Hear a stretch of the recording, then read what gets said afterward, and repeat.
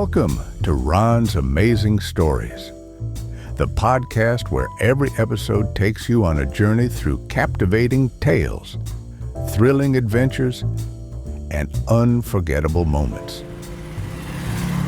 It's amazing. From heart-pounding mysteries to inspiring true stories, we'll bring you narratives that spark your imagination and keep you on the edge of your seat.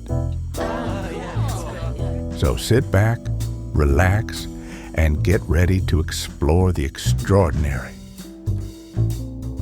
Because with Ron, every story is an amazing story. That's amazing.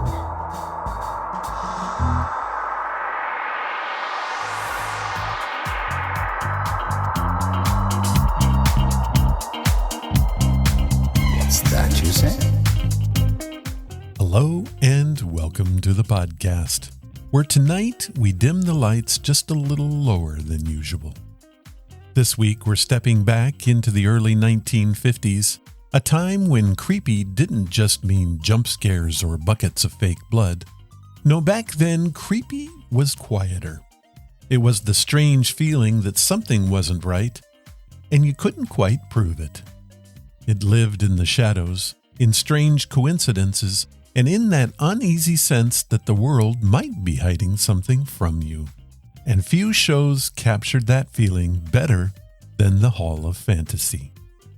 This was a series that didn't just tell spooky stories, it respected the supernatural. In these tales, the unknown wasn't something to conquer. More often than not, it won.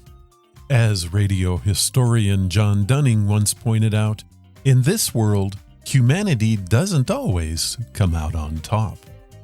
Tonight, we bring you a double feature from that old eerie hall, where the doors creak open, the lights flicker, and the endings aren't always what you hoped for.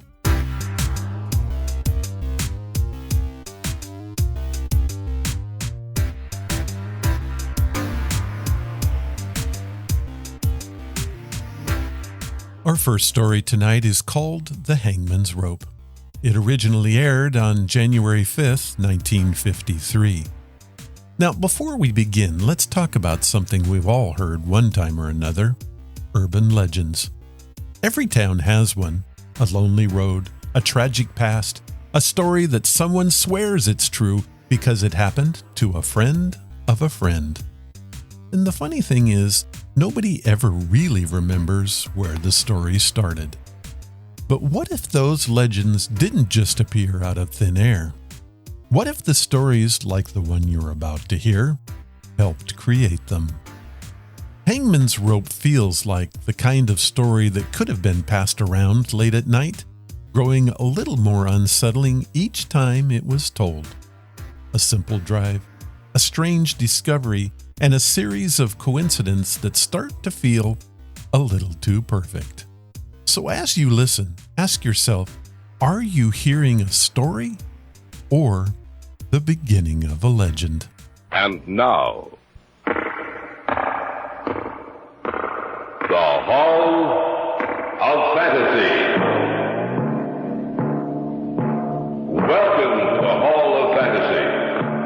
Welcome to the series of radio dramas dedicated to the supernatural, the unusual, and the unknown. Come with me, my friends. We shall descend to the world of the unknown and forbidden, down to the depths where the veil of time is lifted, and the supernatural reigns as king. Come with me and listen to the tale of The Hangman's Rope.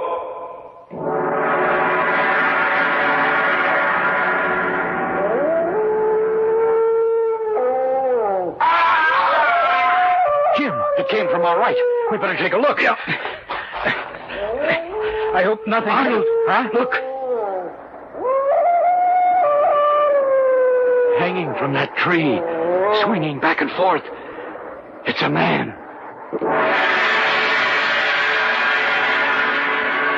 The Hall of Fantasy will present The Hangman's Rope in just a moment.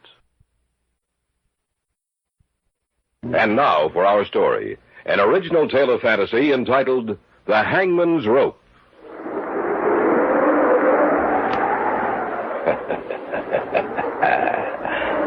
There is a legend, you know. A tale about the hangman. For 23 years, the executioner for the crown. Jack Ketch was his name, Governor. Jack Ketch.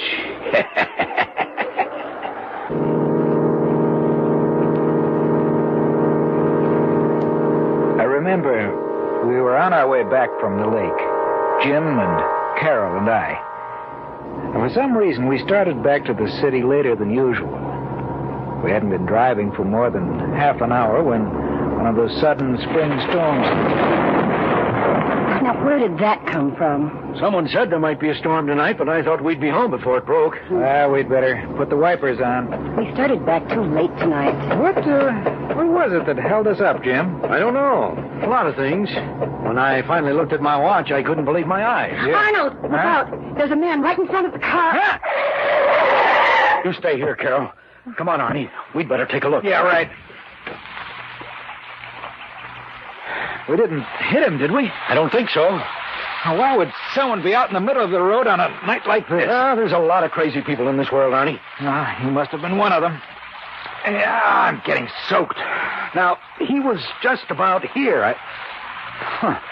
I can't understand. Jim, look. Where? There beside the tree. I don't see anything. I guess I was wrong. You know, for a minute I thought I saw someone hanging from that tree. Oh, you must have been mistaken. You know, I can't figure this out, Arnie. That guy was out here on the road, right in front of us. I saw him just as plain as day. But now there's no one around. Yeah. We'd better get back to the car. Yeah, that's for sure. There's no sense looking back at that tree, Arnie. There's nothing back there. I don't know. I thought I saw someone swinging there back and forth with a rope around his neck. Oh, no, you couldn't have. Maybe it was some kind of optical illusion. It could have been a shadow or a branch or anything. Yeah, that's right. Anything. Well, there's the car. Oh, you two must like it out there in the rain. Are you kidding? No, I'm not. All the time that you were out there in the rain, the man you almost hit was talking to me. What did you say? You heard me. Oh, now, sis, wait a minute. I looked back at the car a couple of times. I didn't see anyone talking to you. Well, I don't know what's wrong with your eyes then. I asked him if we couldn't give him a lift. And he said, no, he only had a little distance to go. Carol, honey, this is the truth. We didn't see anyone near this car. No, look, I can prove it. He insisted I take this... Oh, that's strange. What? He was such an unusual man. Not American. He insisted that I accept a ring from him. Practically forced it on me. I put it in my pocket, and now it's gone. And in its place, there's a funny little piece of rope. Shaped like a hangman's noose.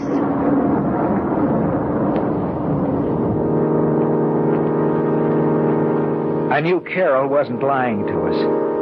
I asked her if she would let me have the little piece of rope. After I dropped them off at their place, I went home, took it out, and set it on the table. I can't explain it, but there was something about that rope which seemed old. It was made of hemp, the kind of rope you would imagine Jack Ketch might have used 250 years ago when he was the hangman. That night, as I slept, my sleep was troubled. In my dreams, there was a huge black gallows. I saw a man climbing the stairs to his death.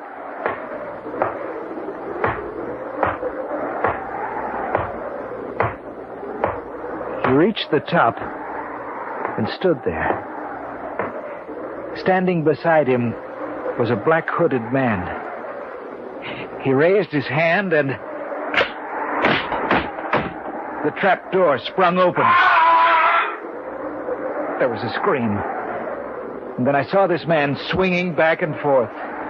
His face was hidden from me, yet there was something strangely familiar about him. I felt as if I knew him quite well.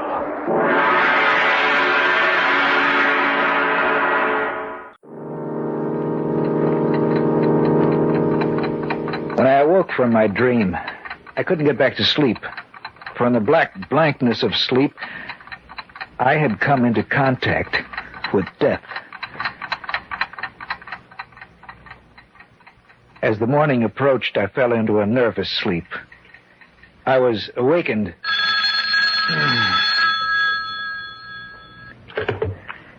Hello? Arnie, this is Carol. Could you meet Jim and me for lunch today? What time? About 1? I hope you'll forgive me if I don't sound awake, Carol. I just couldn't sleep last night. I didn't sleep either, Arnie. I'll see you at 1. Then I guess I wasn't the only one who missed out on sleep last night, huh? That's right. I don't know what it was, but I had the craziest dream. When I woke up, I couldn't get back to sleep. But that's what happened to me, too. What kind of dream was it, Carol? Well, everything was dark and gloomy. I seemed to be watching an execution, an old-time execution, maybe 200 or 300 years old. A man walked up the steps of the gallows. Another man was there with a black hood over his head. He raised his arm. The trapdoor opened, and the man swung back and forth, and there was something familiar about him. Isn't that right? Yes, but how did you know? Because my dream was the same as yours, sis. Exactly the same.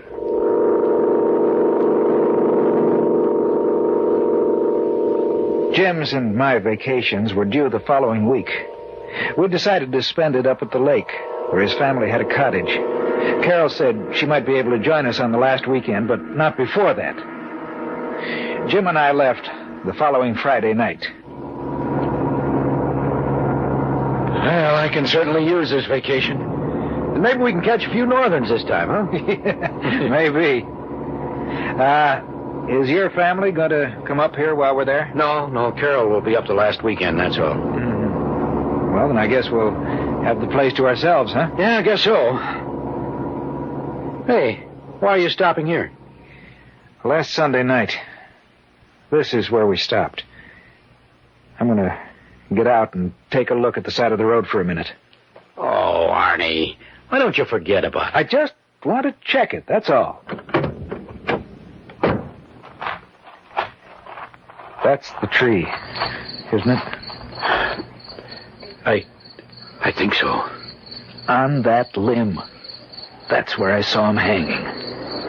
Oh, just thinking about it makes me nervous. Come on, let's go back to the car. All right.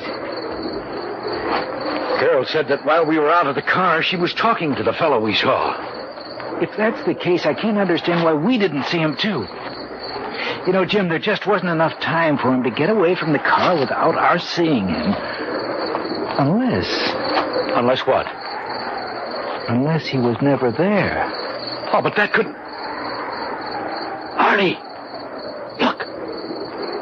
In the car seat. Another little piece of rope.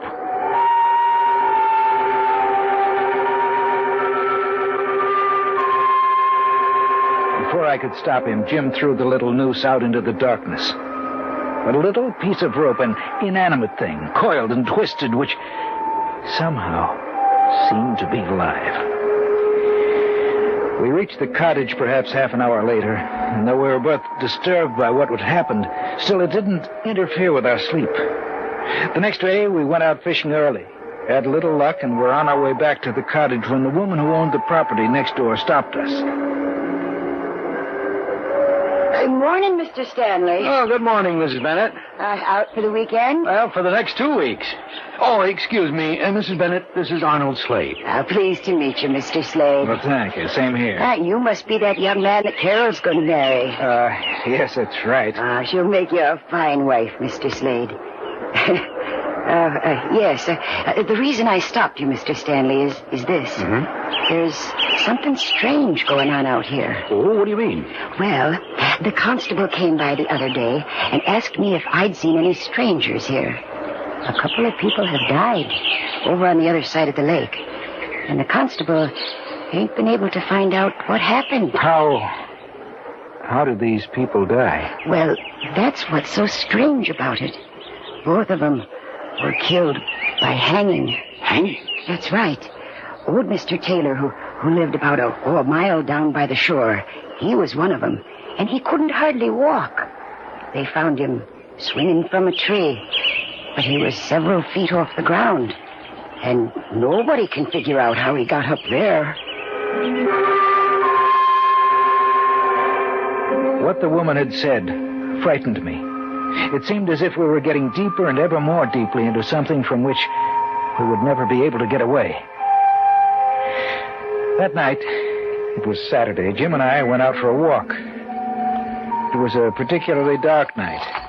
The moon was obscured by clouds, and as we walked along, I could hear the chirping of many crickets, and occasionally a bullfrog's hoarse voice raised in protest.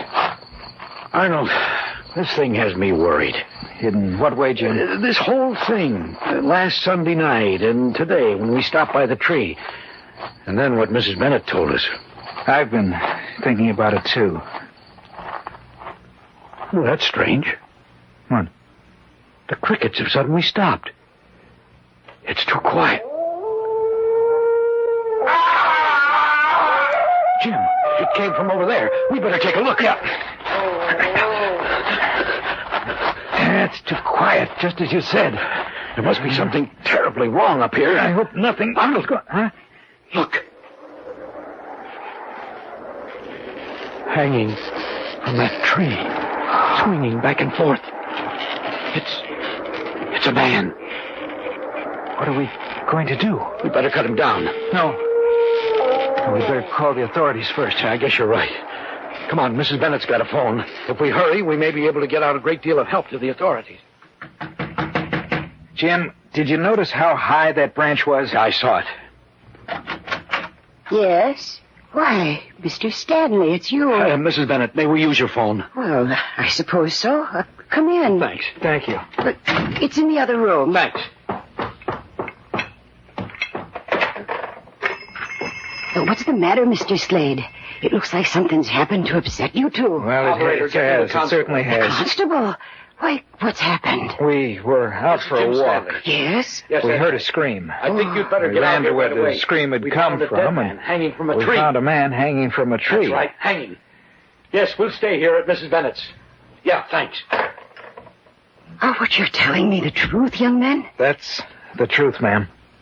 Mr. Stanley, is what Mr. Slade told me the truth? I'm afraid it is.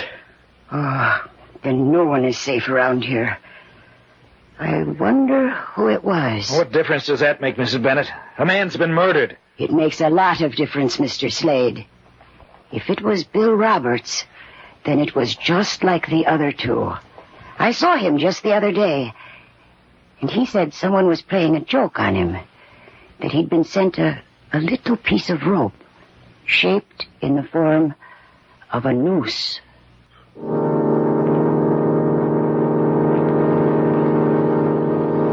A little piece of rope. Both Jim and I stared at each other for a moment. It might be coincidence. We knew that, but it was difficult trying to make ourselves believe that. About half an hour later, the constable arrived. You two found him, that right, Mr. Stanley? That's right. We were out taking a walk. We heard a scream, and then we found him. Can't make heads nor tails out of this. 3 of them. 3 deaths in 2 weeks, all the same way. They all received a little piece of rope just before they died. A little piece of rope. Yeah, that's right. I say all 3. I ain't seen the body yet, but I have a pretty good idea who it is, Bill Roberts. It's enough to make a person afraid of the dark, Constable. Yeah, ain't it? Well, I want you two to take me to him. I'll go too. No, you stay here. You stay off the phone. Oh. I don't want the rest of the people to hear anything about this, at least for the time being. Things are bad enough as it is. All right, come on, let's go. Now, remember what I said, Mrs. Bennett. Don't you worry none, Constable. I hope that woman stays off the phone. The whole county will be in an uproar if she doesn't. Do you, have any idea who's behind these deaths? No, I haven't. Funny thing, he was up so high.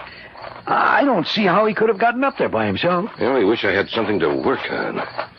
Well, we'll see if he's just like the others in a little while. How far away was he?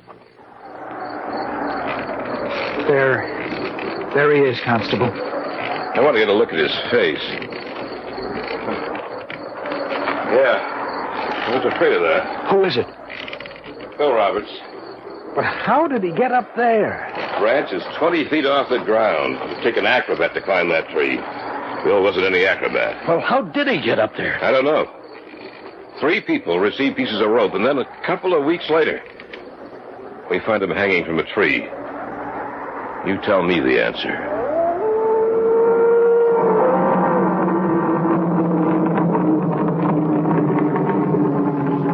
We cut him down, but it took almost an hour to get up on that branch to do it. We put him in the constable's car and drove him back to town. Before he left, we told him that we too had received the little gift, the noose of rope, which had been in 3 instances the forerunner of death.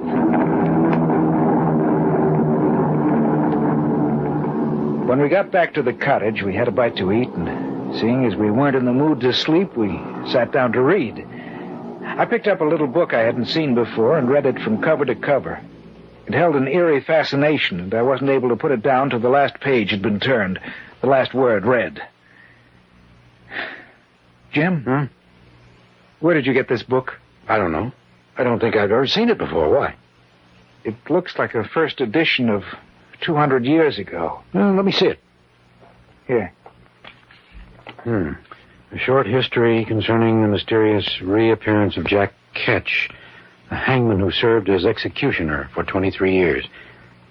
I've never seen this book before. Well, then how did it get here? I don't know. Jack Ketch. Say, he was the hangman in England who took too much pleasure in his work, isn't that right? I think so. How much of this did you read? All of it. It's not very long. And this is what I got out of it. Before he died, the book says he had made some kind of a pact with an evil power. It seems they actually do have a written copy of that agreement somewhere in England. And there's his signature, and an illegible scrawl that no one has ever been able to decipher.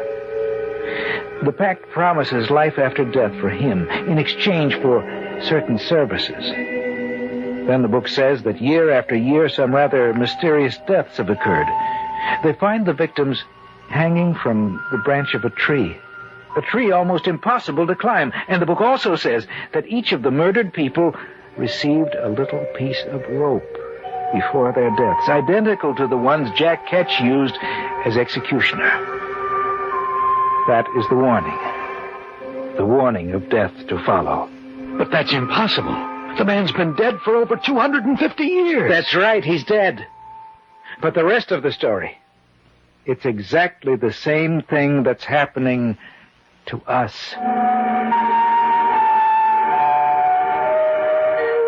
2 days later, in late evening, the rest of the story unfolded.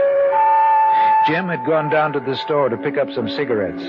I'd been down to the shore doing a little fly casting and had started back up to the cottage. I was surprised at how quickly night had fallen. I wished that I'd brought along a flashlight. From somewhere across the lake, I heard the cry of a dog, and the sound of it filtered through and was carried along by the night air. For some reason, I became unaccountably nervous. I stopped walking.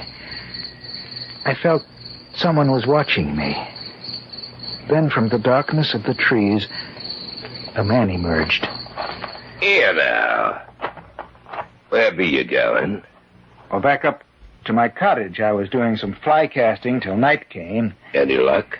No. I'd better be going. No need to hurry. Why? Nice out here, ain't it? I suppose so. Strange thing, you know. The little creatures. They stopped. Little creatures? That's right, Governor. Crickets and the frogs. They stopped talking. Yes, they have. You frightened me, Governor? Of course not. What are you laughing at? You wouldn't understand it, Governor. Is that you down there, Mr. Slade? Oh, Yes, Mrs. Bennett. Do you mind if I join you? No, of course not. Ah, good. I'd better be going, eh, Governor? I'll see you another time. Who are you talking to? I don't know. He just stepped out of the darkness, and there he was. Well, I guess he's gone now. Yes, I guess he is. Where's Mr. Stanley? He went down to pick up some cigarettes. He should be back soon. Oh, well, the constable told me to tell you that he'd be out tonight. Oh, thank you. Would you mind walking me back to my place, Mr. Slade? It's rather frightening out here when it's this dark. I'll be glad to. That man you were talking to, what did he look like? Well, I don't know. I couldn't see his face. He had an accent. It sounded like he might have come from London. Wait a minute. Huh? I can't understand it. The crickets and frogs, they've been starting and stopping all night. They must be afraid of something. Every time they stop... What'd you say? Every time they stop, something happens. Arnold, where are you? I'm walking Mrs. Bennett back to her cottage. Anything wrong? No, I got back from the store and I was wondering where you were. It's just that I have a strange feeling that something is going to happen. Let's go up to our place, Mrs. Bennett. Maybe the constable will want to see you, too. That's a good idea. Land's sakes, Mr. Slade. The strangest things have been happening out here lately. Arnold! We'll be right there, Jim. Well, there's someone up here now. I thought I went... Jim! Something's wrong, Mr. Slade. I don't know. Jim! What's the matter? Answer me!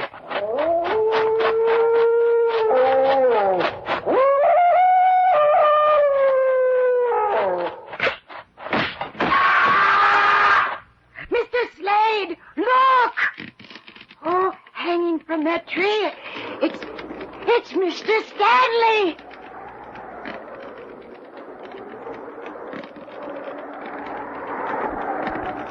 There is a legend, you know. A tale about the hangman. For 23 years, the executioner for the crown. Jack Ketch was his name, Governor. Jack Ketch.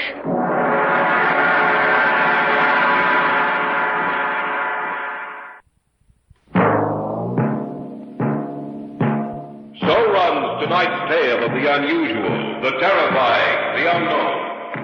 Join us again when next we journey down the corridors of the Hall of Fantasy to hear another strange tale of the supernatural. All characters and events portrayed in these programs are fictional, and any similarity to actual events or persons, living or dead, is purely coincidental.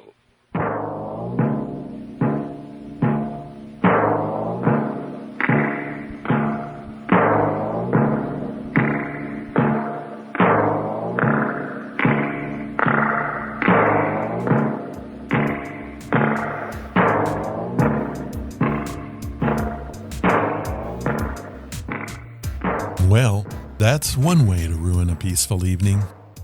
There's something especially unsettling about that story. No monsters jumping out, but there was an evil, a slow, creeping realization that something is very, very wrong. And there's no easy explanation for it. Even the crickets sensed it. But now we turn the dial just slightly, because our next story trades the dark woods and whispered legends for wires, signals, and the vast unknown of space. This is where the Hall of Fantasy shows its range, blending science fiction with that same quiet sense of dread. Because sometimes the scariest thing isn't the supernatural. It's the idea that science might actually open a door that we were never meant to find. Our next story, The Man from Second Earth, originally aired August 10th, 1953. It's a tale about a scientist, a remarkable invention, and the unsettling question of whether we're really alone, or worse, whether something has already found us. The Hall of Fantasy.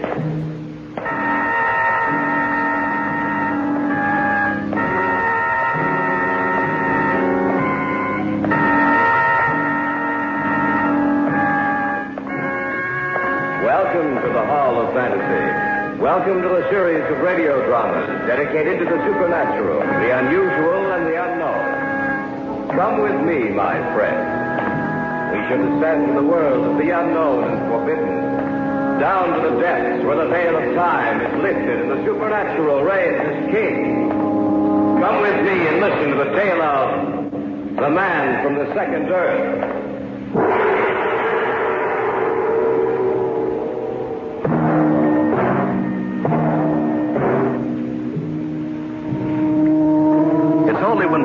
Out of the limitless reaches of space that we get any true perspective of man's place in the universe. Rarely do we forget the little worlds of our own making and pause to glance up at the beckoning call issued by the twinkling of other worlds far out in the murky blackness of space. Too many of us think of the stars as an indirect but very appropriate lighting system for a warm summer evening.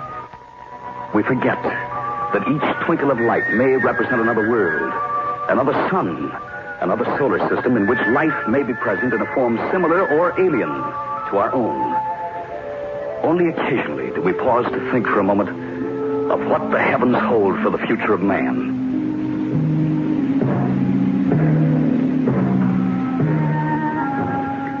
Carl Rasmussen was an associate of mine at the Research Institute. Though engaged in different fields of research, a strong friendship developed between us.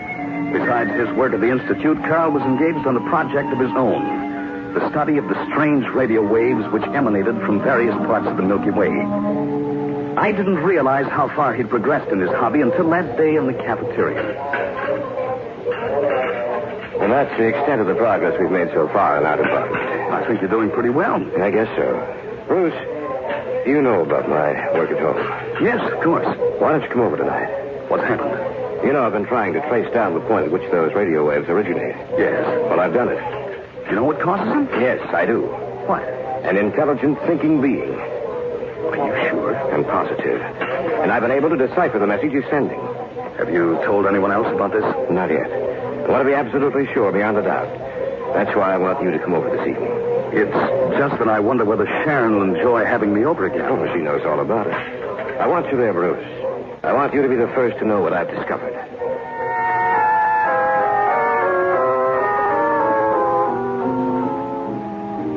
I'll go back upstairs. No, you stay here, too. Well, I thought you wouldn't. Nonsense. I want you here. You've certainly got enough equipment, Carl. All the latest. I'll put it on now. It'll take a few seconds for it to warm up. What time is it? 8:30. Oh, we're right on time. I always begin receiving your signal at that time. A little more. What's that low hum I hear? That's the carrier wave. Yes, here it comes. He's a brilliant man. He's hopefully learned our language. What does the message say? See, I will try to converse with you tonight. Stand by. How could he learn to speak our language? I don't know, Bruce. He said he was going to try, but that was about a week ago. I guess he... Wait a minute. This may be it. Dr. calling Rasmussen. Dr. calling Rasmussen. Can you answer him? We're on the same wavelength, I think so. I am receiving you, Torcane. And I, you. We have established contact with each other, though millions of light years apart. What is the name of your planet? We call our planet Earth. What do you call yours? We also call our planet Earth. And are you the satellite of a dying sun, as are we? That's incredible. No. Our sun will burn in the universe for ages to come. You are lucky. And how far progressed is your world? Our instruments recorded a radioactive blast some years ago. Have you harnessed atomic power? Can you travel in space? We have really just begun to experiment with atomic power. But I'm afraid that for us, space travel is many years away. What about your people? The way you talk, you must have learned the secret of atomic power some time ago. But can you travel in space? Yes. We had to learn the principles of space travel in order we might save ourselves. For the time has come when an exploratory expedition must be sent out to discover a new world for us to inhabit. This is the last time I will contact you from here. This is Torquine signing off. He's gone. He stopped sending. Carl, I don't mean to doubt you, but are you sure this Torquine is real? What do you mean? Isn't it possible that someone's been playing a trick on you? A practical joke? No, it's not, Bruce. I picked up the signal Torquine was sending several months before I was able to break it down and translate it. The radio waves actually came from somewhere in the Milky Way. Torquine said he'd been trying to establish contact with intelligent beings for almost 15 years. It was just recently that he directed the beam towards the Earth. Carl, he said something about an exploratory expedition, and that this was the last time he was going to contact you from there. What did he mean by that? Probably that he was going on the expedition. Nothing else? What else could he mean? I see what you're driving at, Sharon. Torquine said he inhabited a planet in a dying solar system. It seemed to me that he was quite anxious to learn of what progress we've made in the atomic field and space travel. Why would he want to know if we've mastered it? Probably because he was curious. I should think he'd be more curious as to what kind of life exists here, any number of things, before he'd even think of space travel. That's right. And he also said that their instruments had recorded a radioactive blast some years ago. Seems to me they've been studying the Earth for a long time. And why should they study our planet so closely unless the exploratory expedition intends to come here to get a first-hand view of the Earth? You mean you think he intends coming to the Earth? Yes. Well, then, think of what that'll mean to us, Bruce. Obviously, they're centuries ahead of us in technological progress. Think what they can teach us. But what if they don't want to teach us, Carl? What if they want to conquer us, to destroy us? Well, why should they want to do that? Because their sun is dying. They must find a new planet to inhabit or die with it. I think Bruce is right. I don't think so. I think he's like most of us, afraid of anything new. If Torquine does come here, I'm sure it'll be in peace.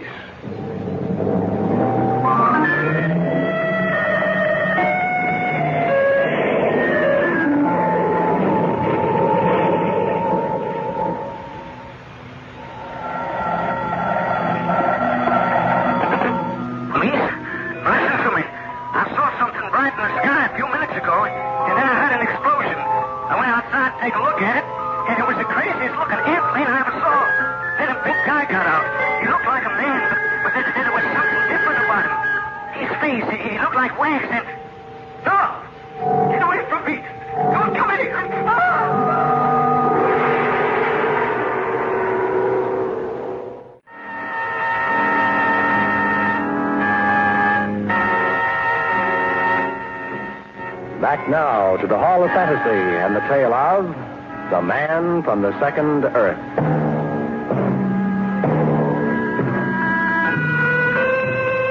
It was almost 5 weeks later that the report appeared in the papers concerning the mysterious disappearance of the farmer who had called the police. The story leaked out and the newspapers carried the headlines, "Who Was It?" blazoned across their lead pages. At the time, I didn't connect the farmer's disappearance with what had gone before, but I've learned soon that there was a definite connection.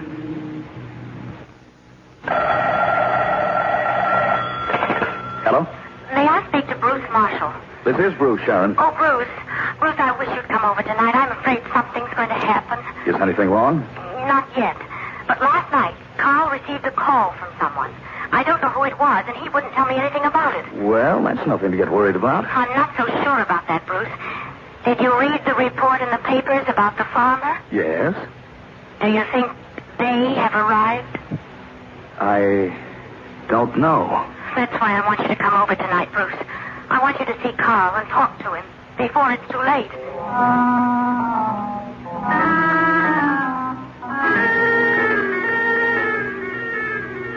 Carl, who called last night?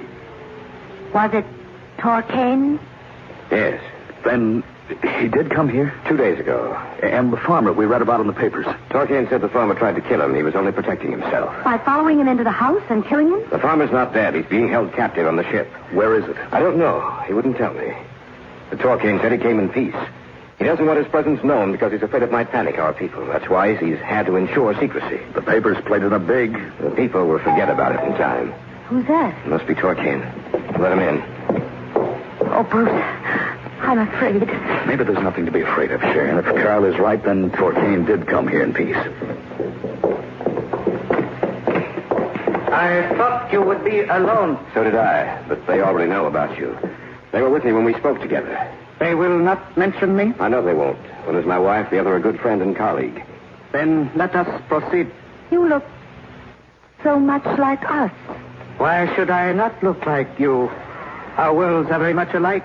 We, too, are warm-blooded creatures who developed as you did here on your Earth. Our world is much like yours, only it is older and dying as our sun is dying. Why have you come here, Torquain? To see my friend, Rasmussen. I come in peace. So I understand.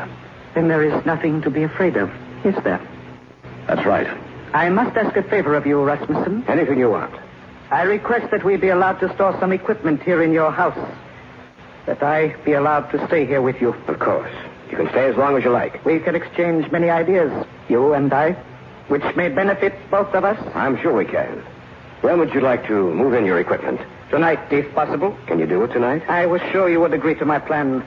My equipment is waiting outside. We'll help you if you like. No. It is very delicate. My own people will handle it for me. Where may we place it? In the basement. Many thanks. One other thing. Yes. This does not concern you, Rasmussen, but rather your friend.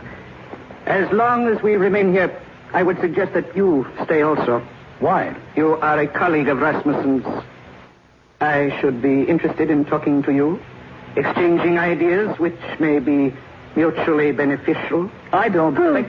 Please stay. All right. I'll leave now and come back tomorrow with my things. Let me know where your possessions are, and one of my people will get them for you. I should hate to have you leave us tonight. Now I will tell my people to bring in our equipment. After we are settled, I shall see you again.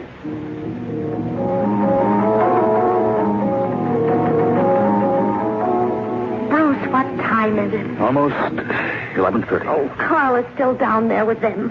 I wish he'd come back upstairs. He hasn't been gone long. He'll be back up in a minute. Bruce, did you notice Torquain's face? Waxy and shining. It didn't seem real. It looked like a mannequin one might see in a store. And, Bruce, maybe I imagined it, but I thought it changed while he was in here, that it took on new lines, new features while he was talking to us. Yes. I thought my eyes were going back on me, but his face did seem to change. I'd almost swear that it did. Someone's come. Oh, it's you, Carl. Yes, it's I. Anything wrong, Carl? I don't know, Rose. Remember when Torquain first walked in here? He seemed so tall and thin. Downstairs, his shape seemed to be changing. It lost form, seemed to become fluid, and then would harden back into shape when he looked at me. Then we were right. Carl, I think Torquain assumed the form of a man when he came here tonight. I don't think his body is solid. I think his true form is a semi-liquid state which he can harden and assume any figure he likes. I think he's made up of a mass of living matter. What's that? Someone screamed. The farmer. He was down there. We'd better see what happened. Right, you stay here, Sharon. Be careful. Did you talk to him when you were down there? The farmer? Yes. Was he all right? Yes, but he seemed a little dazed. Torquain? All the lights are out down there. The only light is streaming through this doorway. Look. Yes, I see him. Do not come down here. We heard a scream. I'll take a look at the farmer. You keep Torquain talking. Right. Why is it so dark down here? We are resting. Why did he scream? He was frightened. Why don't you let him come upstairs with us? He will remain with us. There's nothing wrong with him, is there? Nothing. He's all right. Let's go. I've seen enough. We'll go back upstairs then. Do not come down here again unless we call you. Bruce, was he all right? All right, nothing. He was stabbed. What? That's right. There was some kind of wet, oozing substance all over him that seemed to be alive. I heard something down there, Bruce. Like the bubbling of water. And yet not like it. No, it was too thick to be water. Carl, I think there's something down there that could very well destroy us all. This thing you spoke to from the other planet Earth isn't a man at all, but an oozing, undulating, living mass of matter bent on our destruction. You are listening to the man from the second Earth on this week's journey down the corridors of the Hall of Fantasy.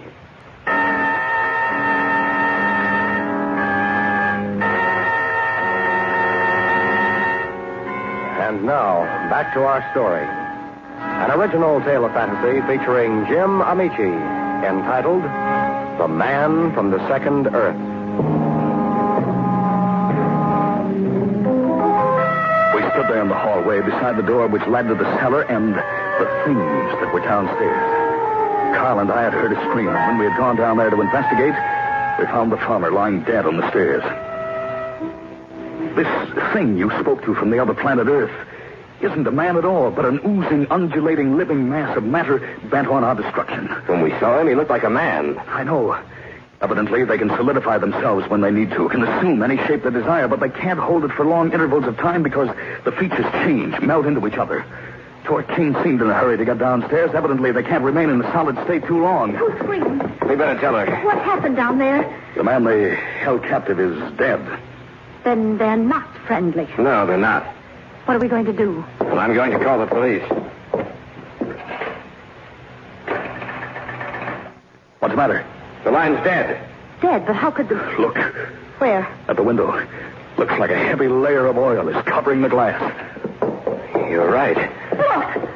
It's moving. I'm going to see if I can open the window. I can't seem to move it. Stuck tight. What about the doors? Don't even bother. We won't be able to open them. Kane took care of that, too. But we have to do something. Should never have established contact with him. He'd have established contact with someone else, then. Evidently, the conditions here on our planet are equivalent to the conditions that prevail on theirs. But there must be other planets in the universe where the same conditions exist. In all the vast reaches of space. Surely there must be others that approximate the Earth. That's right. They must have come here for a definite reason. But of all the planets in the universe, why would they choose ours? I can explain that to you. He's right in back of us. How did you get up here? I came up quietly. I did not want to alarm you. What about the farmer? What about him? Is he still all right? Yes. You're lying. He was dead when we left him. You know then? Yes. What did you do to him? That is one of the answers as to why we came to your Earth. By coincidence, we named our planet Earth also.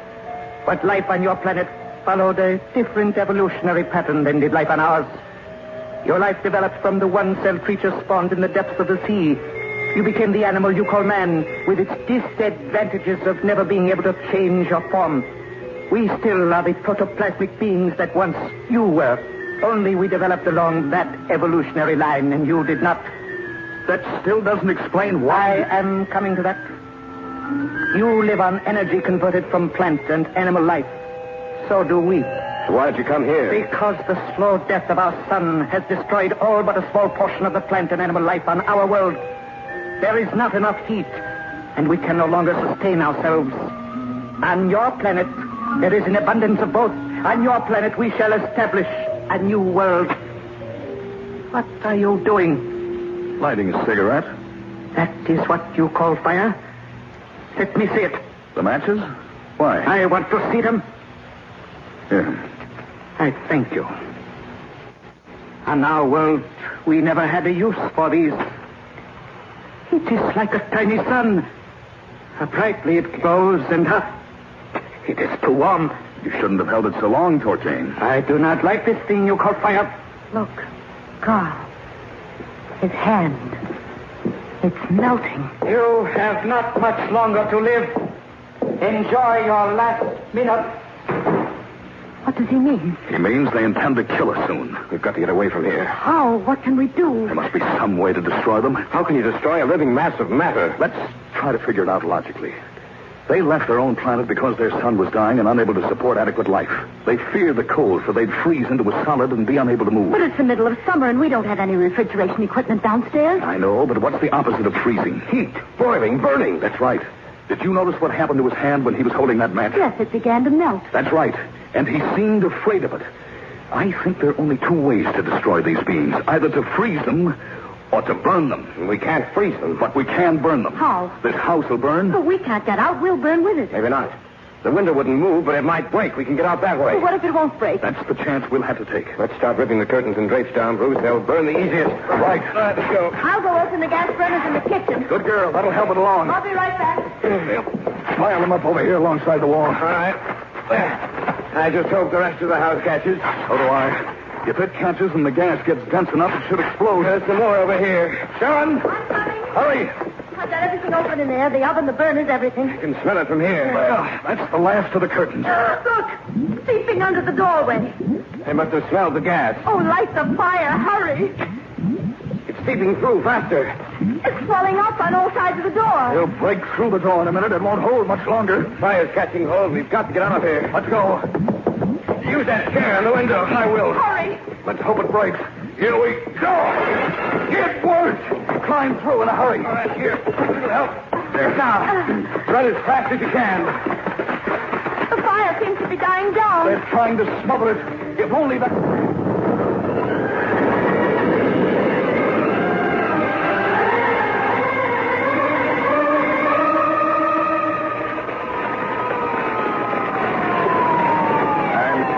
Your house, Mr. Rasmussen. Doesn't look like we can save it. That's all right. What did you have down in your basement anyway? Some chemicals? Yes. I've never seen anything burn like that before. Yeah, I'd better get back. Well, I didn't think we would. I'll never forget it as long as I live. But it's over. Yes, for a while. But who can tell what will happen in the future? What other forms of life are present in those stars you see over there? What else will come from out of the sky?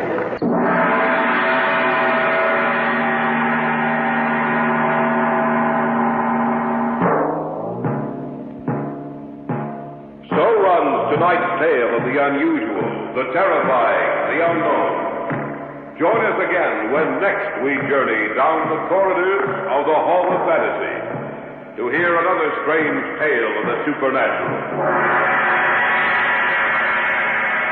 All characters and events portrayed in these programs are fictional, and any similarity to actual events or persons, living or dead, is purely coincidental.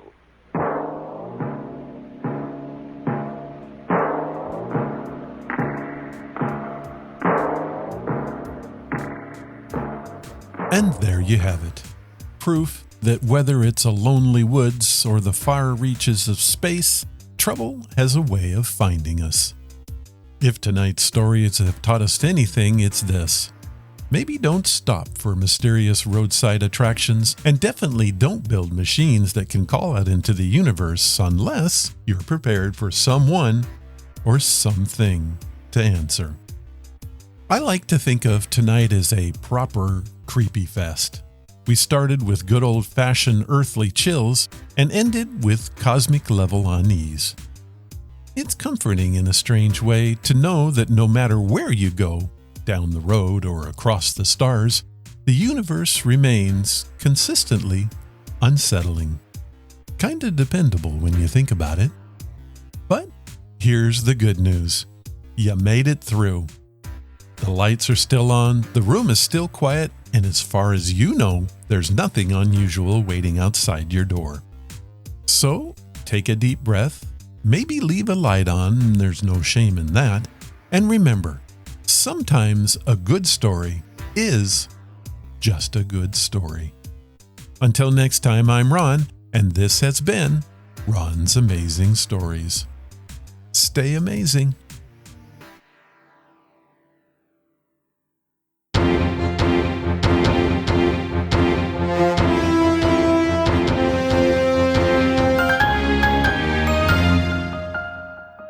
Before we wrap things up tonight, I thought I'd open the mailbag. And I've got a couple questions to share. Our first comes from Martin Samuels in Bridgeport, Connecticut. He writes, Ron, love your show, and I have a question. Why did storytelling end on radio? I know that there's an answer. Was it just television? Martin, that is a great question. And the short answer is yes. Television played a huge role. But like most things, the full story is a little more interesting. In the late 1940s and early 50s, radio was king. Families gathered around and listened together. It was the theater of the mind. Shows like the one I feature weren't just entertainment. They were the experience. Then along came television. And suddenly people didn't want to just imagine the story, they wanted to see it. Networks, sponsors, and performers all followed the audience. Big radio stars moved to TV, advertisers shifted their money, and one by one those great storytelling programs began to disappear. But here's the thing. Storytelling on radio didn't really die. It just changed its clothes.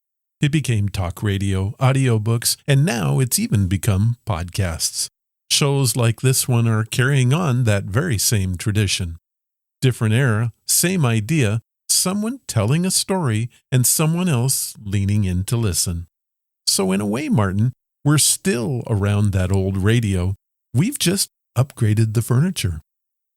Now, our second email comes from Jennifer Smith in Springfield, Illinois. She writes, "Your takes on stories you share are quite compelling.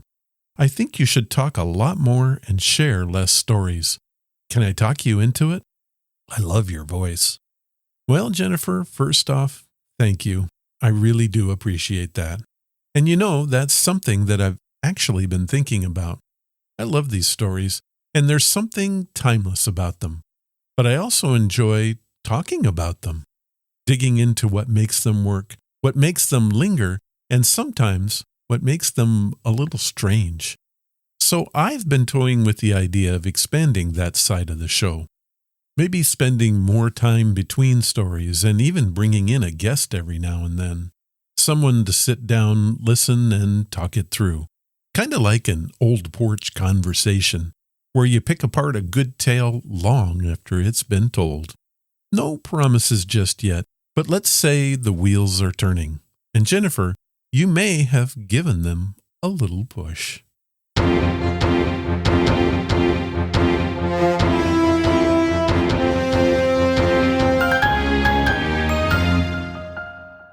Boxer Ben fights hard and fair, so in the ring you kids beware. He's dynamite because he knows he's got go power from Cheerios. Yes, he's got go power. There he goes. He's feeling his Cheerios, Cheerios, Cheerios.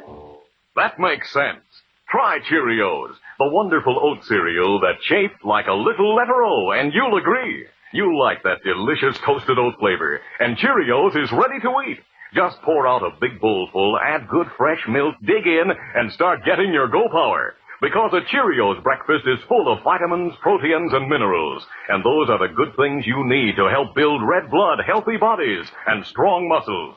So enjoy your breakfasts every day with delicious Cheerios and milk, and get that good go power.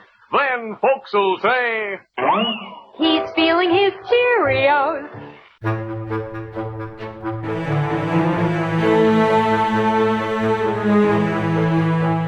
That was episode number 733, and it was brought to you by Audible. Head to audibletrial.com/Ron's Amazing Stories and get a free audiobook today. You help the show if you do it. Thank you, Audible.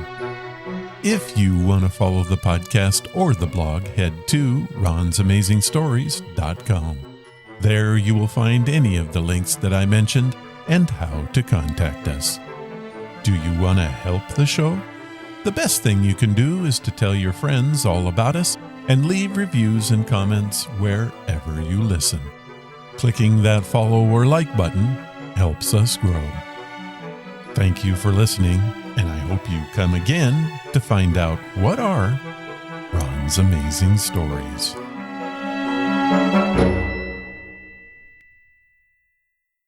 All of the vintage audio used in the podcast is believed to be in the public domain. Ron's Amazing Stories does not own the rights to any of the old-time radio used here. If you hold the rights to any of the shows played, please contact us immediately at ronsamazingstories.com.